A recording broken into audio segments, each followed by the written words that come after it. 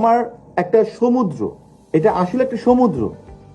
যে কোনো ব্যাকরণবিদ আসলে আলটিমেটলি কতটুকু ব্যাকরণে কতটুকু তার দক্ষতা আছে এটা কিন্তু একটা প্রশ্নযোগ্য কথা আর কি, যে কতটুকু তার আলটিমেটলি দক্ষতা থাকে। যে কোনো একজন, সে ইংলিশ এক্সপার্ট হোক, সে বাংলা এক্সপার্ট হোক, যে কোনো ব্যাকরণটা কিন্তু এটা একটা বিশাল বড় জায়গা। তো এই জায়গাটা দক্ষতা আনা, এবং আইএলস এর জন্য কি আমরা তাহলে সারা জীবন ধরে গ্রামার পড়ে যাবো, যেটা ক্লাস 1 থেকে 12 পর্যন্ত হয়নি? না, আইএলস এর জন্য আমাদের সারা জীবন পড়তে হবে না। আইএলস এর রাইটিং এ, স্পিকিং 14 মিনিট, রাইটিং এ 250 ওয়ার্ড বা 300 ওয়ার্ডের কাছাকাছি, আর এখানে 150 ওয়ার্ড বা 180 ওয়ার্ডের কাছাকাছি ধরো। তো এই কয়টা ওয়ার্ড মিলে আমি যদি বলি 500 ওয়ার্ডের মতো, প্রায় কাছাকাছি। এইটুকু লিখতে বেসিকলি আমাদেরকে কিন্তু সেই 12 বছরের গ্রামার পড়তে হবে না। তো আমাদের কি কি লাগবে আমি তোমাদেরকে বলে দিই, এবং যেটা লাগবে সেটা বাংলা থেকে ইংলিশ শিখতে পারলে খুবই ভালো। আমাদের ইউটিউব চ্যানেলটা আছে, তোমরা প্লিজ ইউটিউব চ্যানেলটা ভিজিট করো। আমার এই চ্যানেলটার নামে আছে Soumya Khan IELTS preparation with basic English. First of all আমাদের যেটা লাগবে সেটা হচ্ছে আমাদের সেন্টেন্সটা। আমরা লিখিত, আমরা যে কোনো কথা বলি সেন্টেন্স লিখি। আমরা ওয়ার্ড মানে জানি ভাই, কয়েকটা জিনিস লেটার মিলে একটা শব্দ হয়। আলটিমেটলি আমাদের সেন্টেন্স লিখতে হবে, রাইট?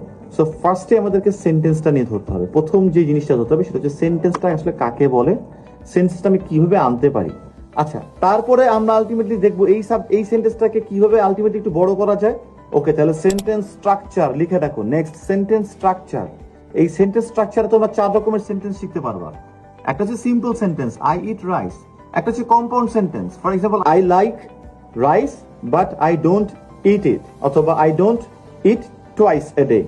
এটা লিখলে আর কি। এই যে বাট দিলে এটা conjunction, I don't eat twice a day, আমি 2 বার খাই না দিনে। আর একটা লিখলাম, কম্পাউন্ড সেন্টেন্স হয়ে গেল। Though I eat rice, comma I don't eat it twice. Complex হয়ে গেল, দো দিয়ে তুমি কমপ্লেক্স করে ফেললা, ডিপেন্ডেন্ট ক্লজ করে ফেললা, কম্পাউন্ড কমপ্লেক্স।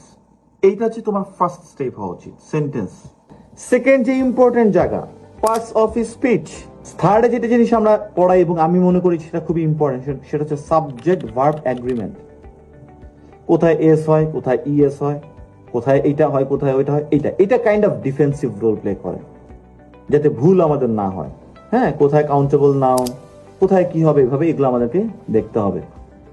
এই সাথে আমরা একটা জিনিস করে, সেটা হচ্ছে প্যারালালিজম। এরপরে যে জিনিসটা করতে হবে সেটা হচ্ছে টেন্স।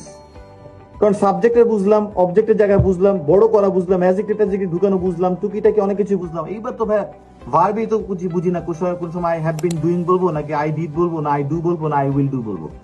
সো এই টেন্সটা বুঝতে হবে, এবং এটা বাংলাতে ইংলিশ বুঝতে হবে। এবং এটা আমাদের ক্লাস আছে, আমাদের অনেক কিছু আছে, ইনশাআল্লাহ তোমরা এখানে দেখে নিতে পারো। সো টেন্সটা তোমরা করবা, টেন্সটা বুঝতেই হবে। বাংলাতে ইংলিশ, আবার বলি বাংলাতে ইংলিশ কেন বারবার বলতেছেন, মাথায় আগে বাংলা আসে আমাদের, বা নেটিভ ল্যাঙ্গুয়েজ আসে, সেটাকে ইংলিশে আমাকে ট্রান্সফার করতে হবে। নট ইংলিশ কি ছিল, রুল কি ছিল, সেটা ডেফিনিশনের পরে এক্সাম্পল চিন্তা করে তারপরে থ্রো করা, সেটা করতে গেলে অনেক সময় চলে যায়। That's why you can be a fluent speaker, that's the biggest problem.